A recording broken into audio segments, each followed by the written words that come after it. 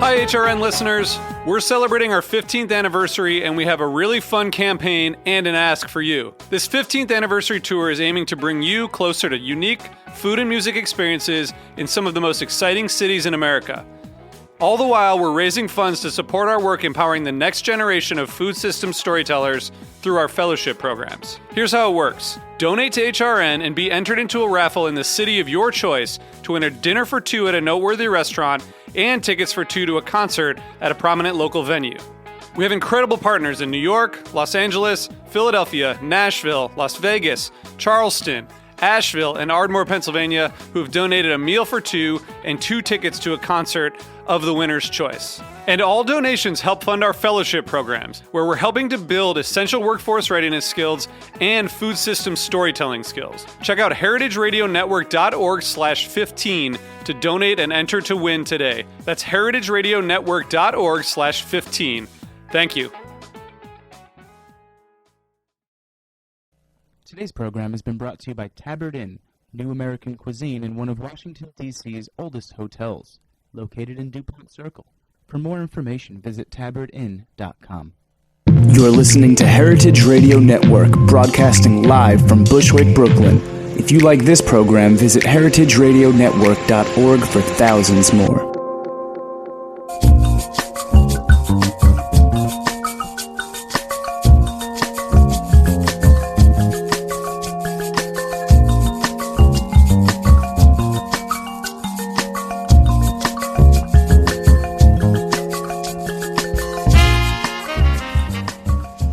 Welcome to Fuhmentaboudit on Heritage Radio Network. I'm Chris Kuzmi. And I'm Mary Izette, your hosts. We broadcast live every Monday night at 7 p.m. And if you get... Oh, where? Go ahead. On heritageradionetwork.org. Yeah, we're actually in Bushwick in the back of Roberta's, a great pizza beer place.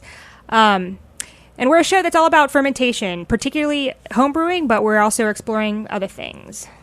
So tonight, we have a very special episode. This is part 1 of 2, and we're going to be discussing smelling and tasting beer. We're going to start today with off flavors. We're very lucky to have 2 special guests in the studio with us. Absolutely. I'm very excited that they're here. But first, we have a couple of announcements. What's up, Mary? With Brooklyn Brew Shop. Oh, yeah, I was going to say, so Brooklyn Brew Shop has a new subscription club. It's called the Quarterly Brew Club. Let me bring it up here. And basically, they're doing some new seasonals that are exclusive. Well, not only they're seasonals, but some brew kits that are exclusive to this quarterly brew club. And they subscriptions, they still have some availability. You can get them in 2 or 4 quarters, so basically 6 months in a year. And you get 3 of their newest seasonal brews quarterly, including 1 or 2 that are exclusive to the club on each given season, and it starts at $90 for 2 quarters, which is 6 months. These are the great little 1-gallon brew kits that Brooklyn Brew Shop does, so I just wanted to make people aware of that because I think it's a neat program. Especially if you don't have very much room to be brewing. Mm-hmm. In addition, coming up, again, I just want to reiterate that we're coming up on Homebrew Alley 7. This is a national AHA, BAJCP sanctioned homebrew competition, and deadline to register and to get all your entries in is February 1st. That's coming up this Friday. You can find out more information at homebrewalley.org. And this ties into today's topics because we're talking about off flavors in beer. And here with us are national beer judge B.R. Rolya. Hi, B.R. Hello. and Vladimir Kowalik from the New York City Home Brewers Guild. Absolutely, national home brewers judge, national judge. Hello. Vlad has been very awesome and part of the guild. He is basically spearheading our BJCP classes on behalf of the guild. Been going on 5 years now. I think we've been going on 8 years on but and for off, you, but yes. Consistently the last 5 years, yes. Absolutely, and it's awesome. How many people come to this? We had to cap at a max of 30 because at one point we had 45 people in a room not much bigger than this. And while it was a lot of fun, it was not particularly educational at points. Right. So, yeah, we have about 25 registered so far this year. What is the BJCP? Beer Judge Certification program, and it is a not-for-profit that, we should know this, Oh, wait, right? this is question This number is one. question Right? number one. Recognizes, How could you forget? I know. Recognizes beer evaluation and tasting skills. That's right. That's right. And it's pretty awesome. Yeah, it's basically a way to train homebrew judges. So there's a lot of homebrew competitions, including Homebrew Alley, coming up, and they need a way for people to be able to judge beer.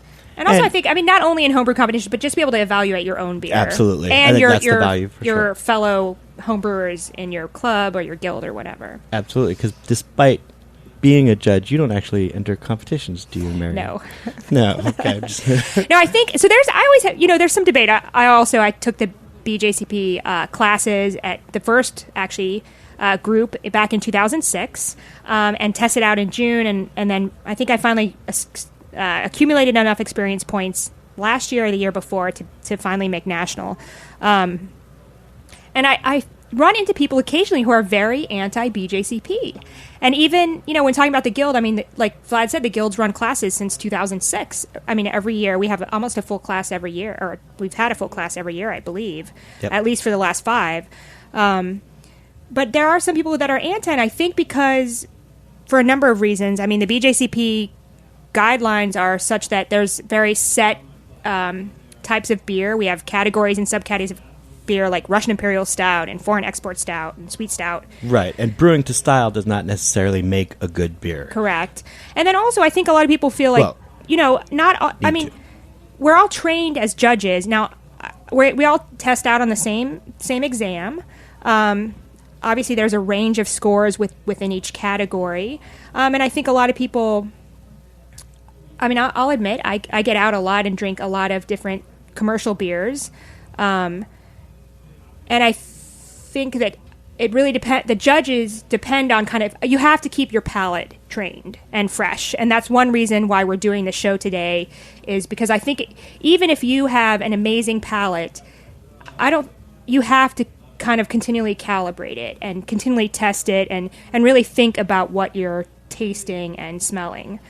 And in the BJCP class, you can actually reach out to the BJCP, whoever's teaching the class. You reach out and they have a Siebel kit. That's what they have, of a bunch of off flavors, and you take a light beer and you doctor these to kind of really pinpoint specific off flavors. And so Mary has devised this kind of do-it-yourself thing, so you don't need to Buy a Siebel kit. Which I think the Siebel kits are fantastic, but they are quite expensive. And if you're if you don't have a lot of people to do it, exactly. then Maybe it you doesn't make a lot have, of sense. 4 friends that you would just want to get together with and kind of go over some of these off flavors, learn what they taste like, and then, do a mini study group where you want to talk about why these off flavors are caused, how to fix them, etc., and be able to identify them both in aroma and flavor. Then I think a homemade kit is great. I actually got this inspiration from another blog. We also have full directions. I wrote up this on my own personal blog, My Life on Craft, full directions on how you can create your own kit. I went back to, so we're going to, the first beer we're going to do is acetaldehyde. And what is acetaldehyde? Anybody, come on, chime in. What does it taste like? Yeah, or smell like, or... It's the classic green apple aroma you get. Mostly, I pick it up more. For me personally, it's more in the aroma than the flavor. But that's also something I find that these kits are really good for. Is I've learned my sensitivity to certain off flavors. For example, diacetyl. I need a lot of diacetyl in a beer to know if it's there. So if I'm judging and a judge is like, "Oh, this beer has way too much diacetyl," and I don't notice it, I now know to say, like, "Oh, okay, I trust you on that one." Right, agree. And that's And that's what I'm saying for the acetaldehyde. I get it more in the aroma. Some people get it more in the flavor. It's really, it's up to you. It's good to know your own limitations in that in terms of judging. Absolutely. And that's another reason why it's good to do a kit like this or a Siebel kit with a group of people, is that you get a better idea. Again, like, same with me. I'm not super sensitive to diacetyl. We're going to do diacetyl later on in the show. I'm about probably medium sensitivity range, it seems. Compared to everybody else. I've known some people that have absolutely don't pick it up at all. And then some people that are extremely sensitive to it. So I think a lot of these things, another thing like the kind of dirt flavor, which I never can remember the chemical name, but that's something that I think part of it is I don't find it offensive. And so I don't really pick it up. That's one thing when we do the Siebel kit. I've helped teach the off flavors class the last few years. And when we do the Siebel kit, that's when I'm like, yeah, I just know I'm not going to pick this up. I can't, I'm not a good person to compare with. So you ask, what is acetaldehyde? Yes. So acetaldehyde, if I remember correctly, is one of the many compounds that are produced by brewer's yeast when they do their work. And under a healthy fermentation, the yeast will clean up the acetaldehyde as part of the fermentation process. Yep. It's actually converted to ethanol alcohol. Great. So how do you? I mean, so what did we just took for this homebrew off flavor kit or this homemade off flavor kit? We took some green apple concentrate. Yep. And so I went to New York Cake Supply Store, which is great. This is now these are not perfect. This is a little bit candy-like, I find, but I still think it's a pretty good representation of the aroma and flavor of acetaldehyde. So this is actually by Loran Oils. It's just regular apple flavor. You can pick these if you buy this one particularly, you will need to use 8 drops per 12-ounce bottle or can. And we're actually starting with Coors Light because we found that that's one of the most neutral beers. I feel like it's good you could also do this in a craft ale, maybe like a Sam Adams Light or something like that. But I really think if you're training your palate, particularly if you're new at this, or even recalibrating, it's good to do it in a very neutral beer because you really want to hone in on this particular off flavor and aroma.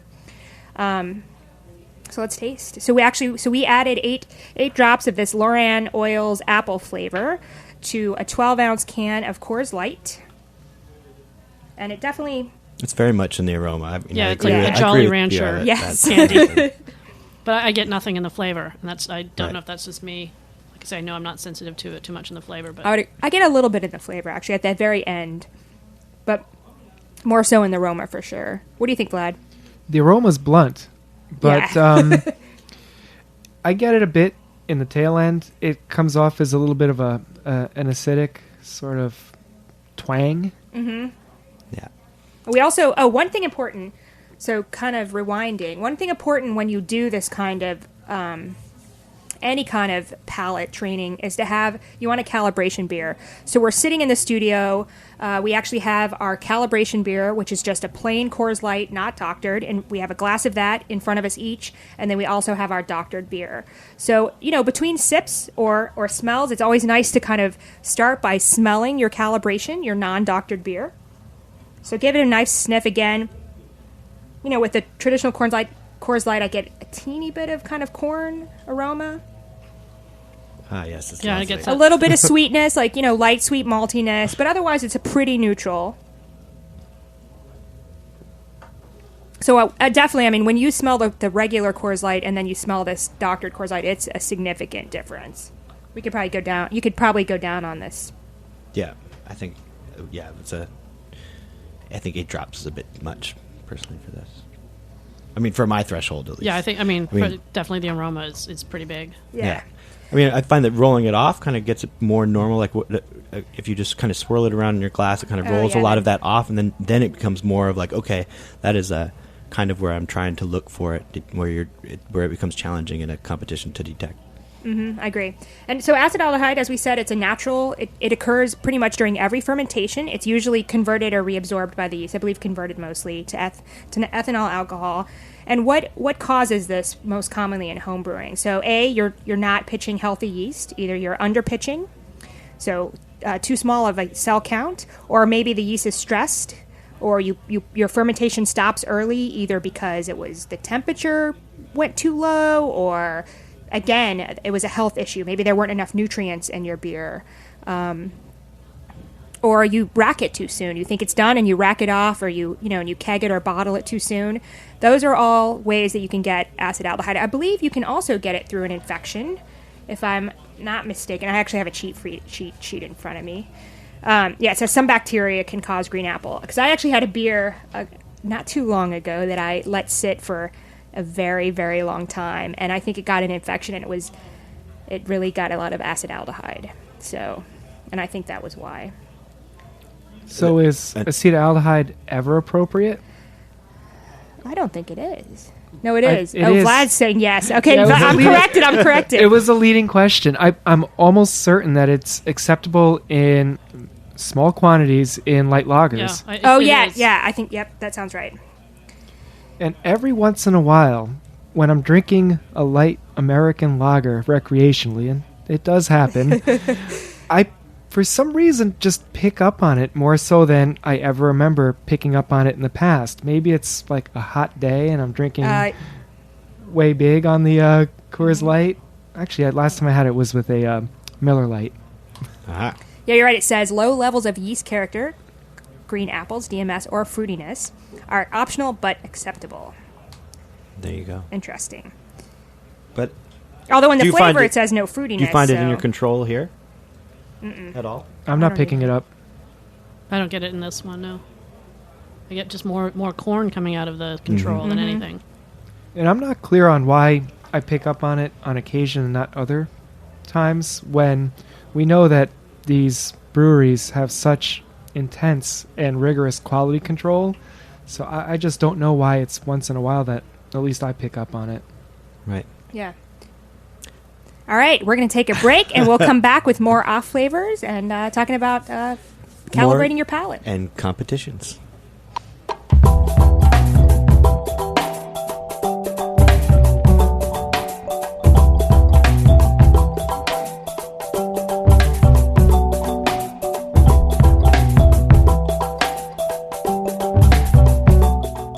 Like what you hear so far? Support the network and become a member. Membership helps us bring you the best food radio in the world and gives you access to thousands of dollars in discounts at the sustainably minded businesses that support us. To become a member, visit heritageradionetwork.org today.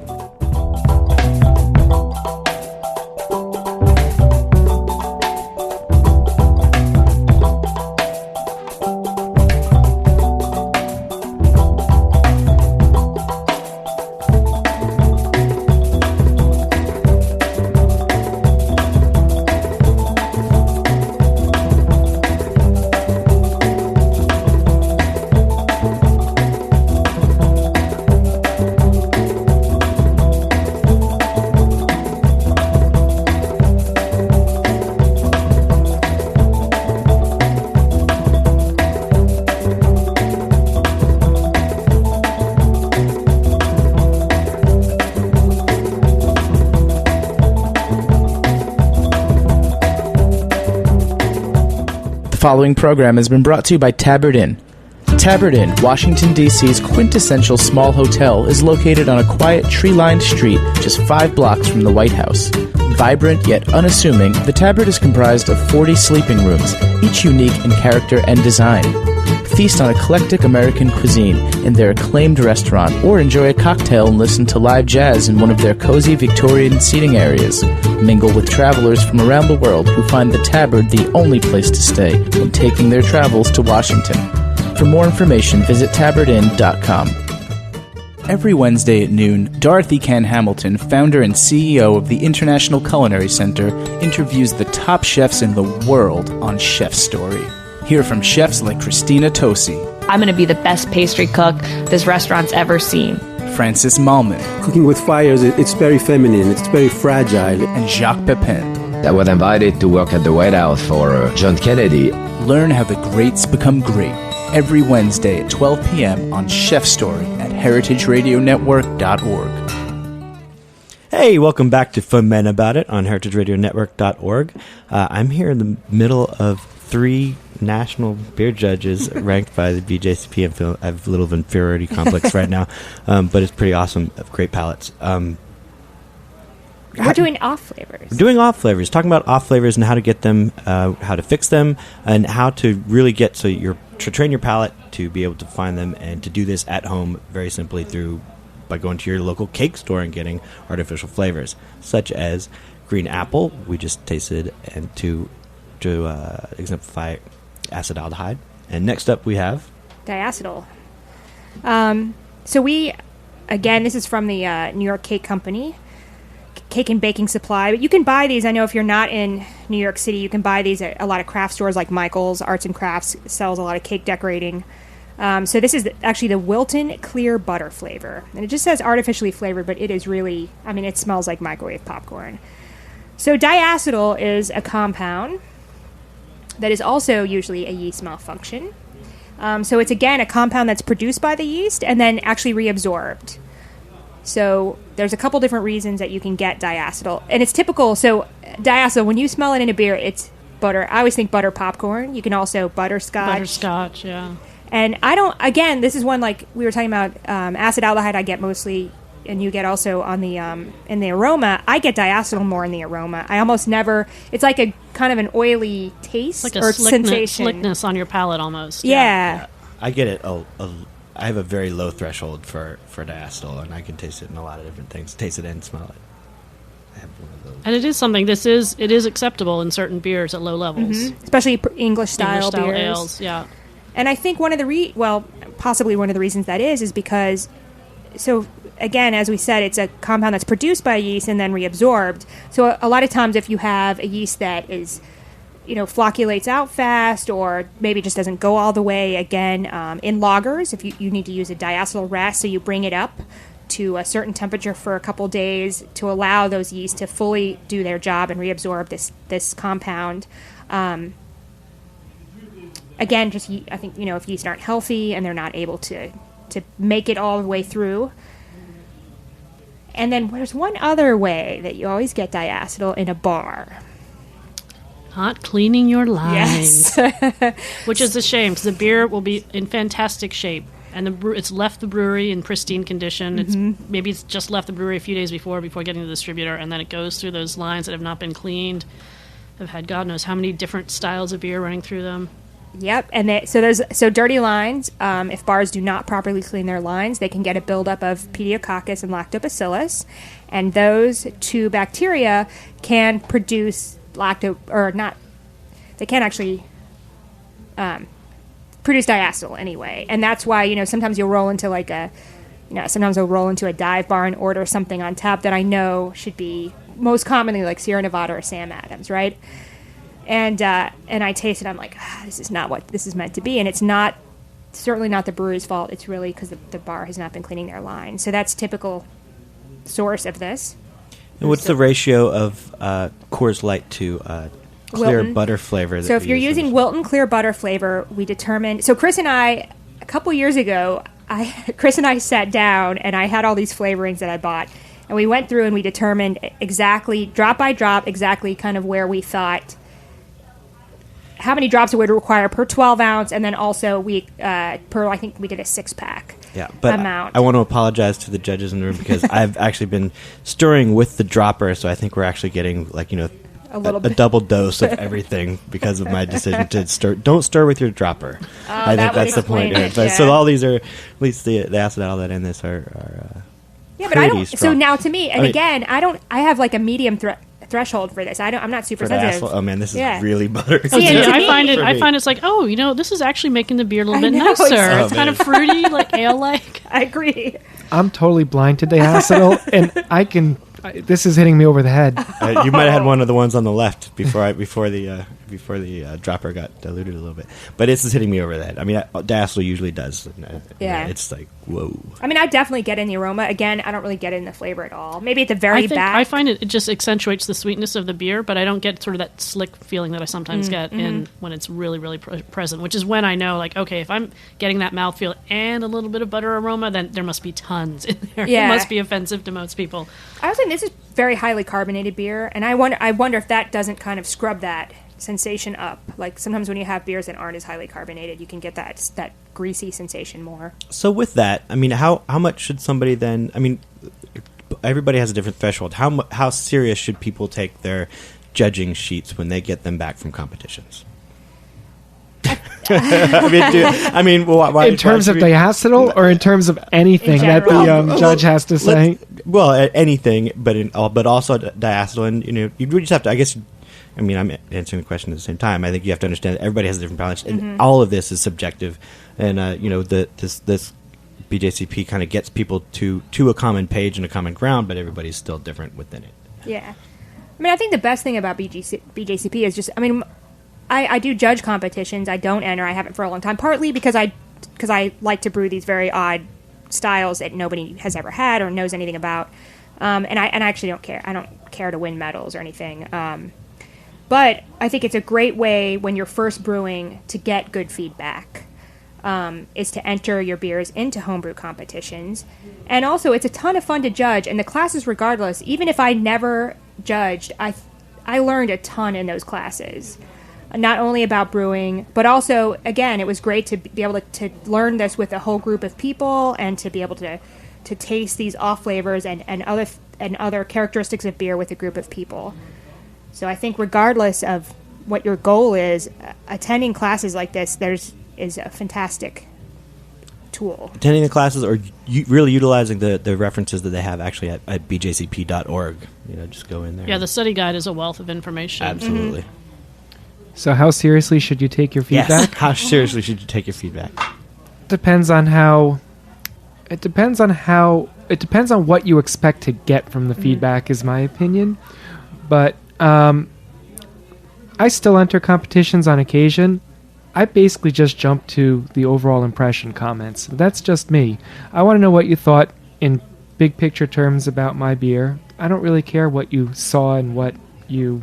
I know what color my beer is, thanks. Mm-hmm. So the overall impression, there is... what's it split up in, a judging sheet? Aroma, appearance, flavor, mouthfeel, and overall impression. Mm-hmm.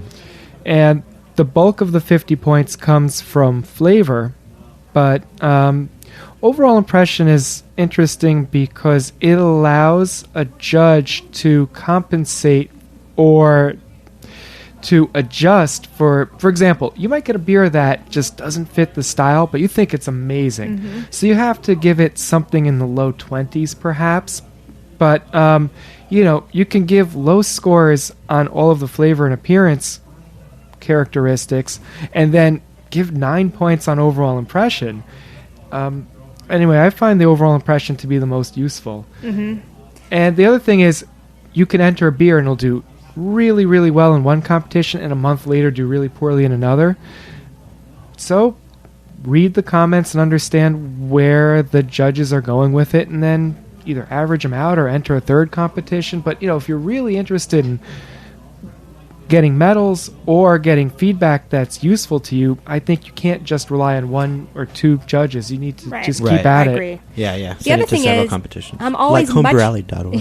I'm always much more honest when I judge in a competition on the judging sheets than I ever am. I mean, we always, we have a homebrew share after at our guild meetings and the other meetings that we go to around the city. And I'll give honest feedback, but never as completely as bluntly as you will and in honest an as I am in a judging score sheet. sheet. Yeah. So I think there is a lot of value in getting good feedback. And again, like Vlad said, that is one thing that people have a hard time with, is that they'll enter a competition and they won't enter it in the style. That's the other tip. So if I could give any tip if you're entering a competition, don't enter that competition in. So you brew a beer and it's meant to be a double IPA, but lo and behold, you undershoot your gravity and it's not as hoppy and it ends up tasting more like an IPA. Don't be married to whatever you brewed it as. Really sit down with that beer, smell it, taste it, share it with your friends that know the styles, and enter it as the style that it actually tastes and smells like. That's I think one of the biggest things that people do is that they enter in some whatever kind of beer. I know one time years ago I brewed a porter and it came out more as a brown ale. Not an uncommon thing to happen. I undershot gravity. It wasn't as roasty or it wasn't as kind of rich as I wanted it. So just that's one thing to consider.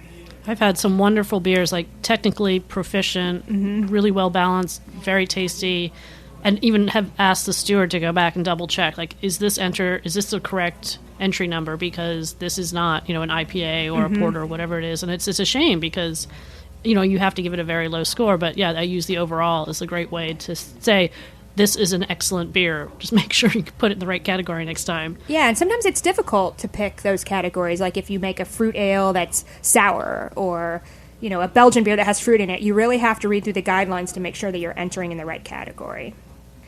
So Chris is going to doctor one more, but we only have a couple minutes left. We're talking about some of the more common off flavors today, and we'll get to more next week. As well as, anyway, when I was at the New York Cake and Supply today, I bought some other flavorings, some licorice and some clove and banana, so we can kind of see not just off flavors, but also just flavors. I think really training your palate, there's a lot of ways you can train your palate. I know one time Chris and I drove down to D.C., and we stopped and got some Jelly Bellies along the way, and so we're driving, we decided to do a blind Jelly Belly tasting, because it is, I mean, obviously Jelly Bellies don't represent necessarily true flavors in nature, or flavors that you would get in beers, but it gives you a blind tasting. Yeah, if you know the Jelly Belly flavors and you do a blind tasting, it's a good way to train your palate. That's, your memory is connected. You have memories that are connected with all these, particularly aromas, but also flavors. Sense of smell is an unusual sense in that it doesn't go to kind of this higher learning areas of your brain first. It goes to the forebrain, I believe. And it's more of a gut sensation. So a lot of times, you'll walk by somewhere or you'll taste something, you'll think, oh man, this reminds me of my grandma's house, or, oh, this next taste might remind you of your grandma's house. I had one time a beer that a friend of mine brewed, and I was trying to remember, and it was circus peanuts. It smelled and tasted like circus peanuts. And I, came out with that. I think this was during a class, and I came out with that, and it definitely was. I think recently I had a beer that tasted kind of marshmallow. And those aren't necessarily things you think about, but, they're kind of memory. If you try to bring up memories instead of words. I think that's one thing when you sit down to taste and smell a beer, a lot of times you won't be able to come up with the word, but you can come up with the memory and then the word. Yeah, absolutely. I think that's the hardest thing it's sort of on the, no pun intended, on the tip of your tongue, or just like on the outside of your consciousness, and you just can't put your finger on what the heck it is that you're so familiar with. Oh, this is a weird one. So this is representing phenolic. And what is it? What did we do to doctor this beer? This is chloroseptic. Yes, it's sore throat spray. It's a generic sore throat spray from a drugstore. This is not perfect, but it does give you a medicinal aroma and flavor. It also has a slight numbing. If you do a little too much, you get a slight numbing sensation, which is not. That's not what you'd normally get. But I think it's a good way to teach medicinal aroma and flavor. Plasticky. I usually get a slight numbing Band-Aid feeling after tasting beer. That's true. If done correctly, it should always be that way. And again, the phenols can contribute desirable traits to beer. That's true. In certain styles. Others, again, it really depends on the style, and that you have to pay attention to. But in many beers, it's considered an off flavor, and one that you want to work very hard to avoid. Yeah, particularly if it's too much. Like if you get, like smoke flavor is considered phenolic, or clove, and those can be desirable flavors. But if it goes too far, it can be Band-Aid or medicinal. Yeah, you're going for medicinal with this. You're going for definitely. Right, we were talking about this actually before we started the conversation, which is an off flavor is not necessarily always a flaw. It's anything you don't want in your beer. Right. So, phenolics can be just about anything, and in some cases, you point out, they're part of, what makes a beer style. For example, German wheat beers, you want that clove, but you certainly don't want it in your APA, your American Pale Ale. And medicinal is probably, that is a type of phenolic you don't want at all in any style. Right. Oh, yes. So how do you get something medicinal? Well, a couple different ways. I think it can be a yeast malfunction again. Also, I believe if you use chlorinated water, you can get that phenolic flavor. What else? If you don't use your sanitization or your sanitizing methods as they describe, like if your concentration of whatever you're using, bleach, Star San, anything is too much in there, you can get that really plasticky. And also, it can come bacteria. It can produce phenol-like flavors and aromas as well. So it could be start of an infection. And wild yeast. And wild yeast, of course. Great. Well, that is what we have time to today. So we're going to we'll put our link on Fuhmentaboudit.com to my blog that has all the recipes and the amounts that you need to make your own flavor kit. I would urge you to do this. Absolutely. It's a great way to train your palate on what to do and what not to do. Mm-hmm. So we'll return next Monday at 7 p.m.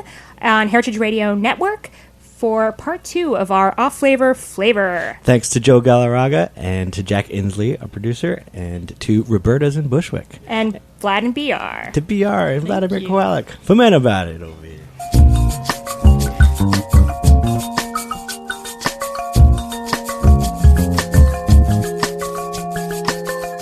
Thanks for listening to this program on heritageradionetwork.org. You can find all of our archived programs on our website or as podcasts in the iTunes Store by searching Heritage Radio Network. You can like us on Facebook and follow us on Twitter at heritage_radio. You can email us questions at any time at info@heritageradionetwork.org. Heritage Radio Network is a non-profit organization. To donate and become a member, visit our website today. Thanks for listening.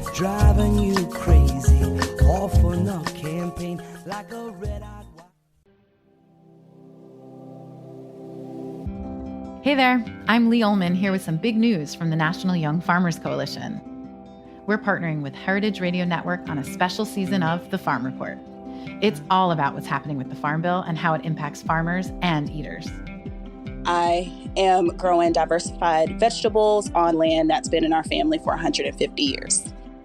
And so with the pandemic, gentrification, property values going up, we had to sell the land and we lost it. Join us as we uncover the untold stories behind this massive piece of legislation that shapes how we grow our food, what we eat, and so much more. The problems we have had, those are things that come from earlier Farm Bill and USDA policy, right? Like Earl Butts, get big or get out. You know, it's my responsibility to know not only what I'm eating, but then like how that all came to be. And realize like, wow, like this piece of legislation, all this money, like it's technically something that I support as a taxpayer. While Congress debates the next Farm Bill, this is not just an invitation to listen. It's a call to action. Be part of the conversation. Subscribe to the Farm Report on Heritage Radio Network, wherever you listen to podcasts.